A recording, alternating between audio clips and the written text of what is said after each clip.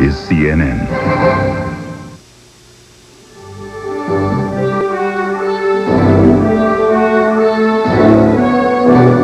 Good day to you, everyone. I'm Molly McCoy at CNN Center in Atlanta.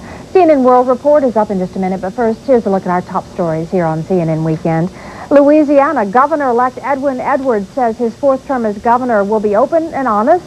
Republican David Duke, meantime, vows that he is far from finished. He hints that he may take his message to the nation, not just Louisiana. Analysts say Edwards managed to win yesterday's election by scooping up 96% of the black vote.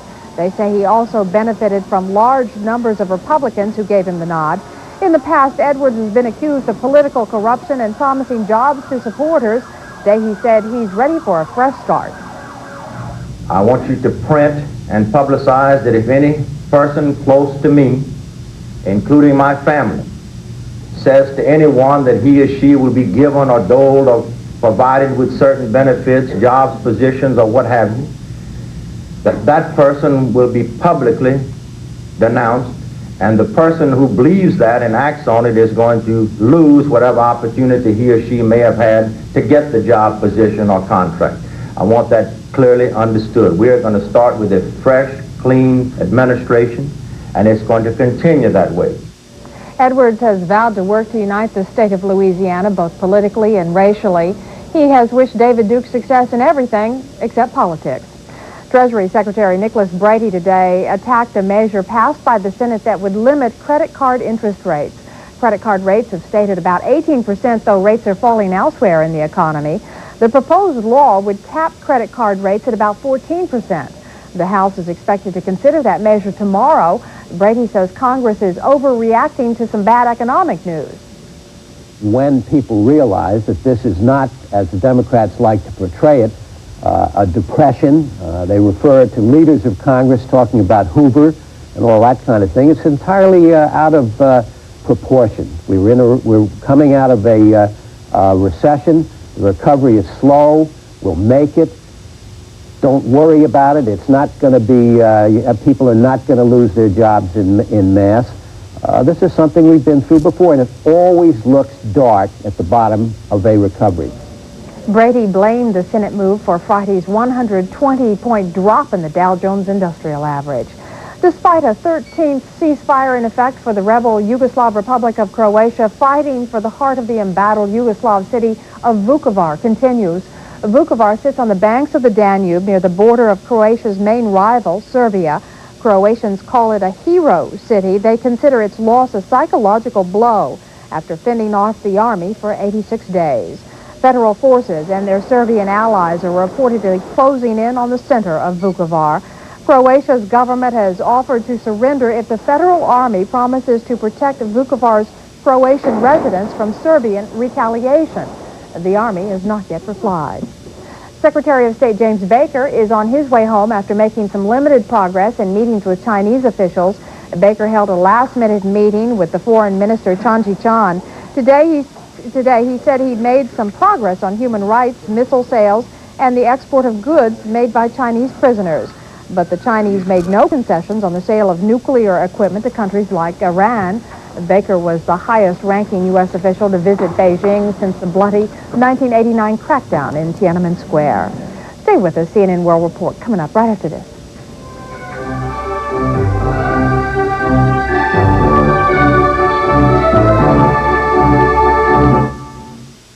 The Congress is not unified with the President. The vote on this resolution should be yes. This tax is a loser. We side with the people and we side with freedom. We better get our priorities straightened around in a hurry. Where would the issues be without cable? The $15 million a year it costs to bring America C-SPAN is totally paid for by cable companies like yours. What is the wisest course of action for our nation? We see this as the first step. Cable contributes to life. International callers know what they want. When I call my folks in Ottawa, I expect it to go through right away. Is that too much to ask? As for the big savings I was supposed to get, where? I think I'm missing something here. Like AT&T. Yeah, AT&T. How do I switch back? Something disappointing happens when you try to get a hold of your closest friend in Paris and the call doesn't go through. Hello, AT&T? I want to switch back. Call now and you can come back to AT&T for free. I came back for the low prices I get with my Reach Out World plan.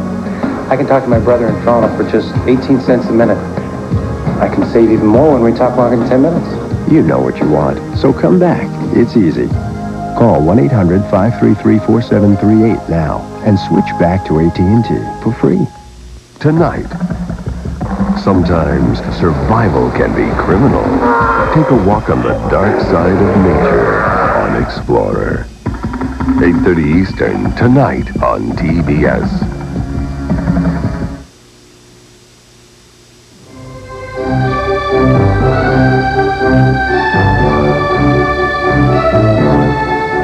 Just ahead on CNN World Report, Ralph Wenge takes a look at a chance for peace in El Salvador and a report on why some Austrians fear their jobs are threatened.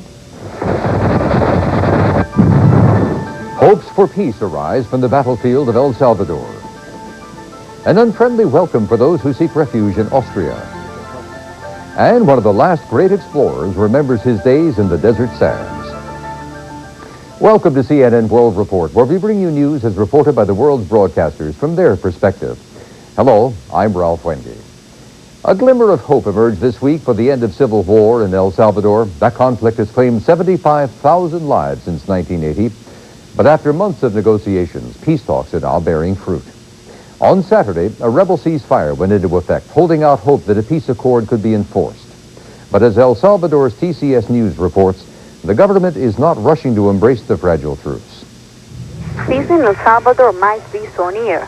The top leaders of the guerrilla announced in Mexico the unilateral ceasefire from November 16th until the signing of a final agreement to reach peace. The rebels undertake to stop their offensive actions, urban operations, and sabotages to electrical structures. Recently, the government took the decision to get up from the table while there's no propitious atmosphere. After the guerrilla announcement, President Cristiani said that this is a goodwill gesture, but he also explained that it doesn't mean an armed peace because there's no government commitment. He said that the armed forces could stop their actions depending on whether the guerrilla keep their words. On the other hand, Secretary General of the United Nations, Javier Pérez de Cuellar, stated that the meeting between a government committee and the leaders of the guerrilla, which is taking place in Mexico, might mean the beginning of the end of war in El Salvador that has cost over 75,000 lives. Since this Sunday, the meetings will put on for 4 days until each commission analyzes the agenda. The next round could last several weeks. Both parties consider that in this opportunity the topics will be totally discussed.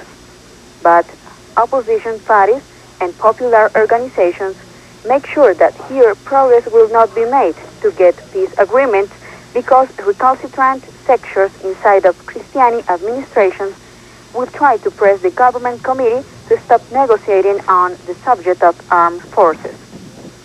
In San Salvador, El Salvador, Norma Jimenez, TCS News for CNN World Report.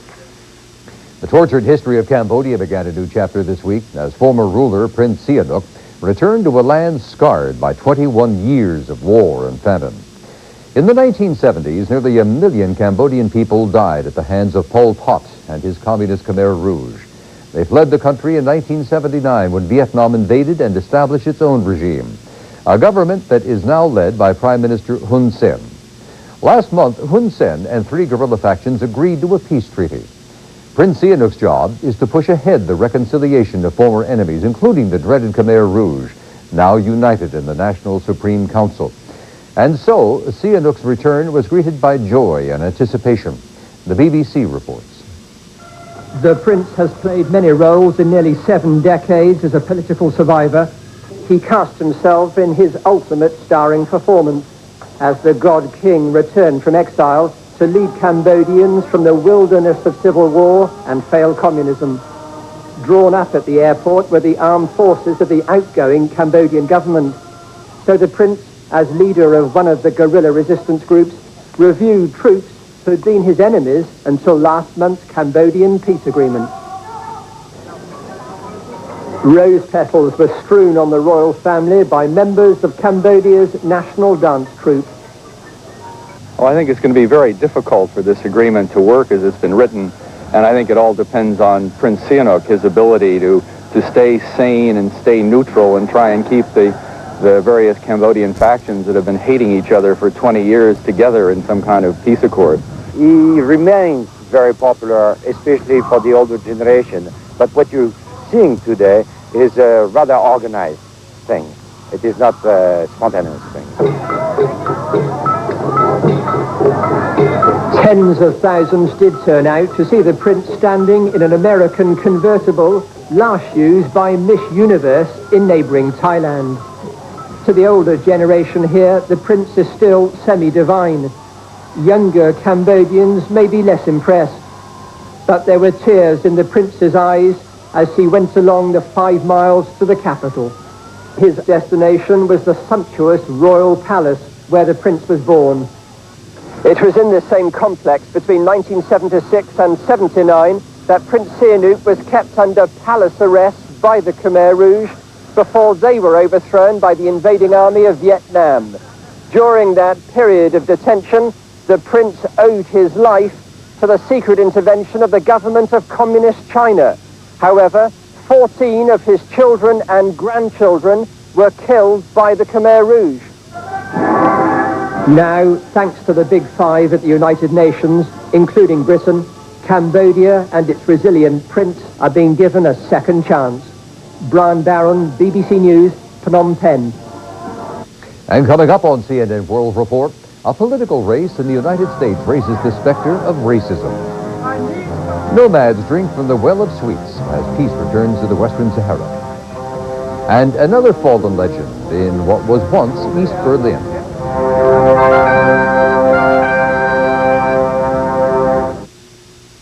World Report is brought to you by Hewlett-Packard Laser Jet Printers.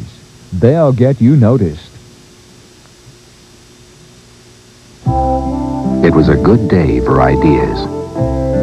Plans for a sidewalk cafe were finalized. A river walk was proposed.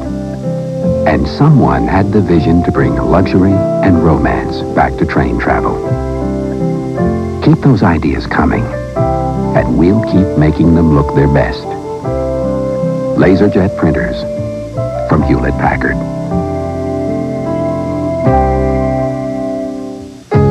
GMC Truck has been planning your getaway for over 80 years and has put all its experience into a new vehicle with the luxury of a leather-trimmed interior, the safety of anti-lock brakes, the comfort of a soft ride suspension package, and most important, all the strength you'd expect from a truck company to let you make the leap away from it all. The new SLT Jimmy from GMC Truck, more proof of the strength of experience. I've got great news for everyone who uses bleach to clean up the kitchen and bath. New Clorox Cleanup is a bleach, specially designed for cleaning. You see, Clorox added a special cleaner to bleach, so it cleans even better. Now you can clean up stains, clean up germs, and clean up greasy dirt bleach alone leaves behind. So, when you reach for a bleach to clean up, reach for the one with a special cleaner inside. New Clorox Cleanup. Cleans like bleach, only better. It is from Kodak. It delivers the highest resolution. Microfine grain. Superior image structure. For ultra-sharp detail. It is called Ektar. Ektar Film by Kodak. The genius is in the details. Ektar Film now comes in a new cartonless package in 25, 100, and 1,000 speeds.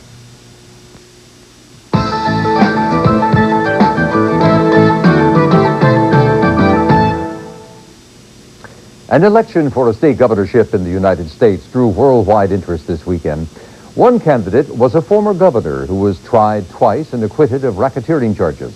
The other was a state legislator who is an ex-leader of a racist organization, the Ku Klux Klan. The winner is the former governor. CNN profiles the state and the contest.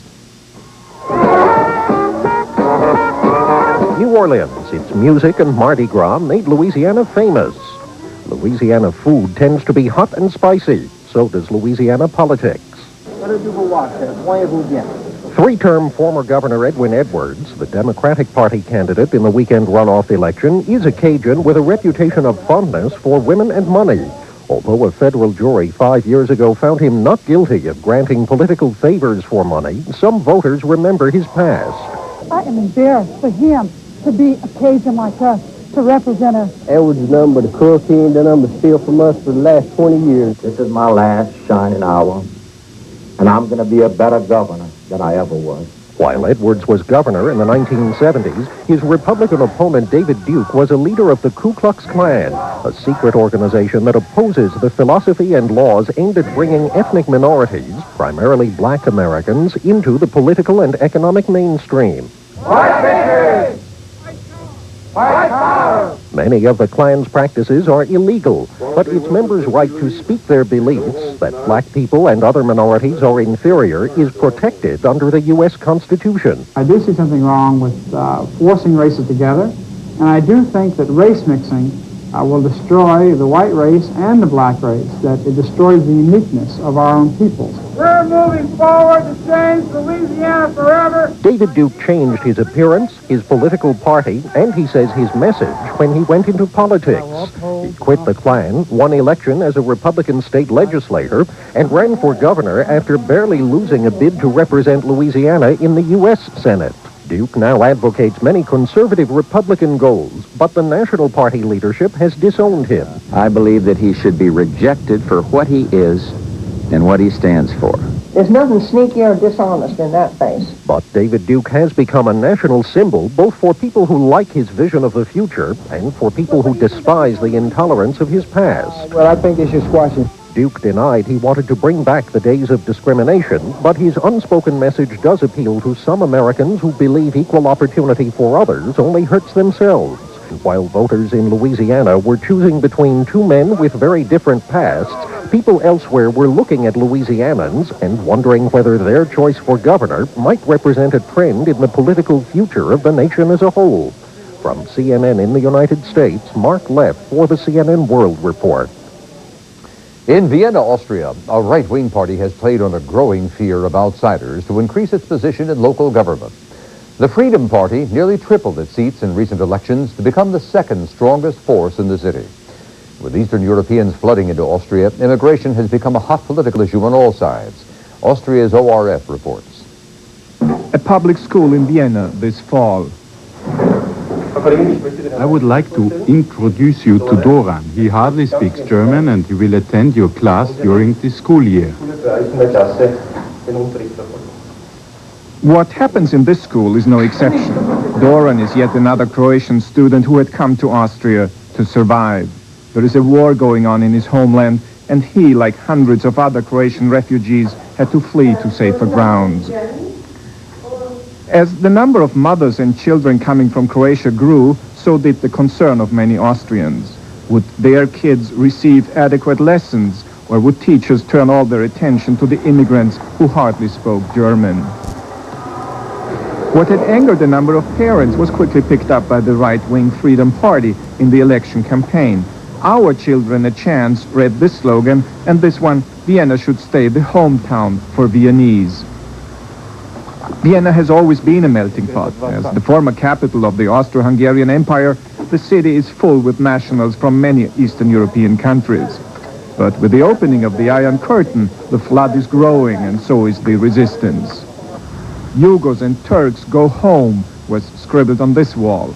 And in the prevailing atmosphere of hatred and xenophobia, even the Jewish cemetery was not spared.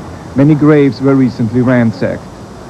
No political group, of course, was openly advocating these attacks, let alone approving them. But like no other issue, the Ausländerfrage, the question how many immigrants should be admitted to Austria, dominated the campaign. With predictable results, the moderate parties were losing heavily. The right-wing Freedom Party in blue gained 23 seats, up from 8 in the previous term, slightly counterbalanced only by the Green Party, who had run on tolerance and solidarity.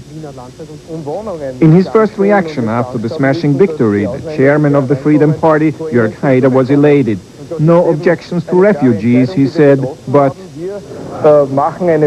we make policy for the Austrians. We are not against foreigners, but we are friendly to our nationals, and that has been rewarded by the electorate.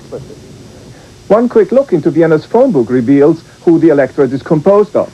The book is paradoxically abound with Slavic-sounding names, names of the very people whose message now seems to be enough is enough. For the CNN World Report, this is Eugen Freund in Vienna. Efforts to hold together the republics of the Soviet Union achieved mixed results this week. On Thursday, leaders of 7 of the 12 republics agreed to create a new union of sovereign states. But as they met, ethnic tensions spilled over in several areas, a chilling reminder of what may lie ahead for the diverse groups once a part of the Soviet Union. Soviet TV has more on the ethnic unrest.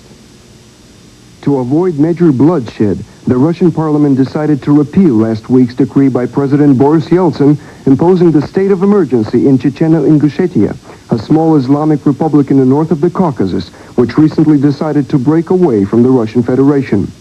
Following this decision, it instantly formed volunteer corps, set up barricades, and blocked all transportation routes to the republic. The situation is hardly under control, with lots of guns, grenades, and even light artillery being smuggled into the region and ready for battle. In one of the most hearing moments of the crisis in Chechnya-Ingushetia, some 700 inmates escaped from the local prison, and they are still enjoying freedom. The Russian parliament is going to send a special delegation to the breakaway republic, but the local authorities are refusing to sit down and talk until Moscow formally recognizes its independence. Meanwhile, there's been an escalation of tension between Armenia and Azerbaijan, now both independent states. The Azerbaijanis have sealed off the gas pipeline from Russia to Armenia, which is crossing their territory. As a result, Armenia suffers from a desperate shortage of energy. Many industries are at a standstill. Kindergartens and hospitals are without the central heating. Again, the reason for that is the continuing dispute between the two republics over the Nagorno-Karabakh region, where shootings and guerrilla attacks on both sides never stop. Blood is spilled in another 2 small Caucasian republics, the North Ossetia and the South Ossetia. The latter one refuses to take orders from the Georgian President Zviad Gamsakhurdia, who wants it to stay within Georgia. And there is a continuing conflict in Georgia itself. In the republic's capital, Tbilisi, demonstrations and hunger strikes are staged for several weeks against the authoritarian practices of the current local government. Many Soviet experts have long been warning that the disintegration of the country will hit the Caucasus region the hardest. Dozens of peoples from different cultural and religious backgrounds are living side by side in the mountains, each of which having their own notion of justice, which makes this region look like another Middle East. And of course, the settlement of the conflicts will be no less difficult to reach and long in coming. This is Maxim Tkachenko of the Soviet National Television reporting for the CNN World Report. When we return to CNN World Report, the people of China really do have human rights. So says the Chinese government in a new report on the subject, and we'll have the story.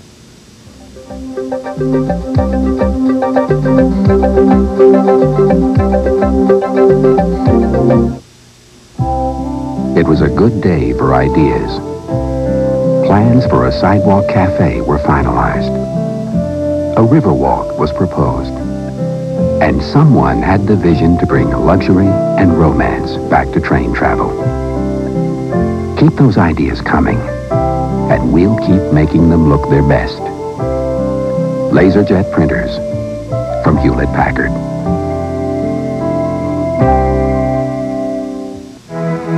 At 48 ounces, the human brain is truly a marvel of nature.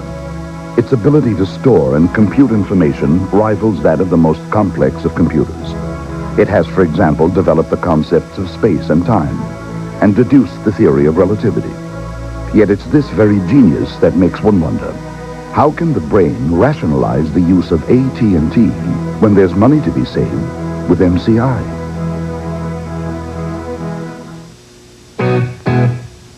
We asked California artist Ed Lister to give us his impressions of the all-new 1992 Buick Skylark. To capture the lyrical lines,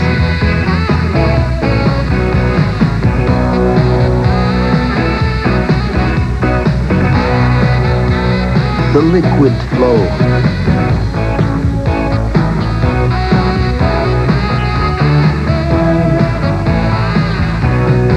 The dash of flair.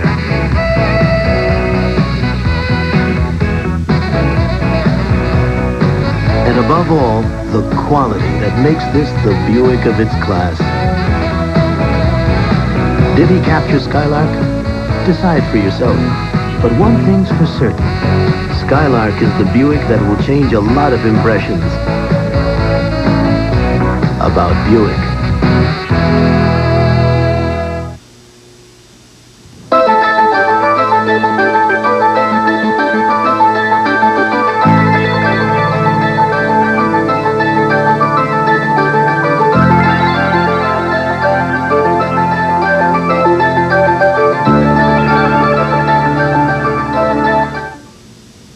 U.S. Secretary of State James Baker met with Chinese leaders in Beijing this weekend. Baker reported that the meetings yielded some progress on key issues such as arms control and human rights.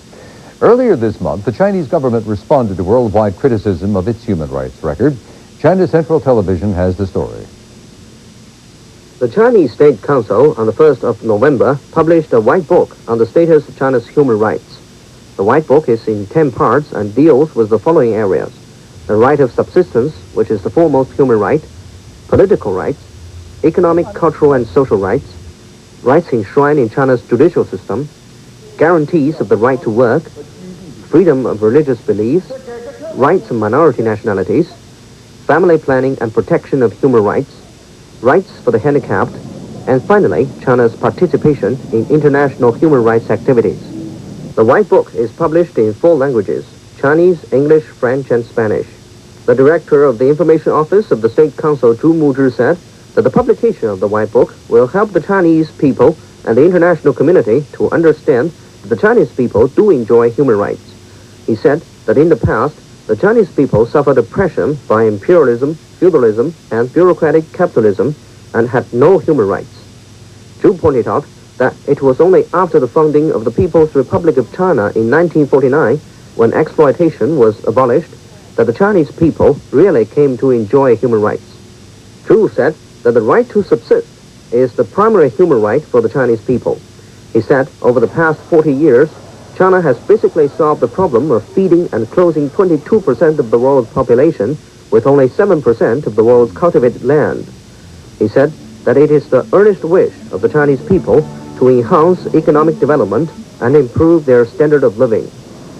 The director went on to say that it is a one-sided view to regard political rights purely as the right to elect, a process manipulated by money in some countries. The Chinese, on the other hand, enjoy the real right of election because the political process is not influenced by money. Zhu said that the standards for human rights vary from country to country. It is therefore unfair for one country to judge another country and accuse it of violating human rights according to its own standards.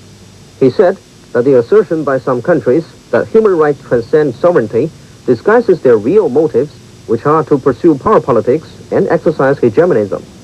This is Pei Jia of China Central Television for the CNN World Report. And coming up in the next half hour of CNN World Report, Yugoslavs brace for the impact of European trade sanctions. Czechoslovaks ponder the future of a united nation. And young Zulu women revive a lively tradition.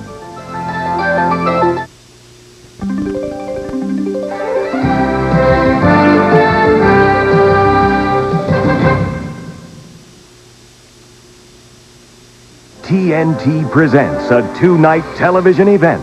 You want everything your brother has, even his wife. One man's dangerous quest for his heritage. Here's a present from the man you maimed.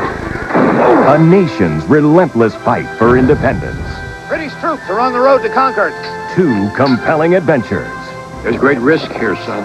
John Jakes the Bastard and the Rebels. Beginning tonight on TNT.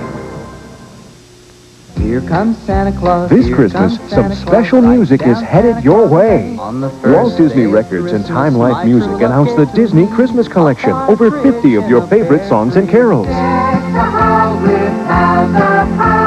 Frosty the Snowman was a jolly happy soul. So call now to order the Disney Christmas collection.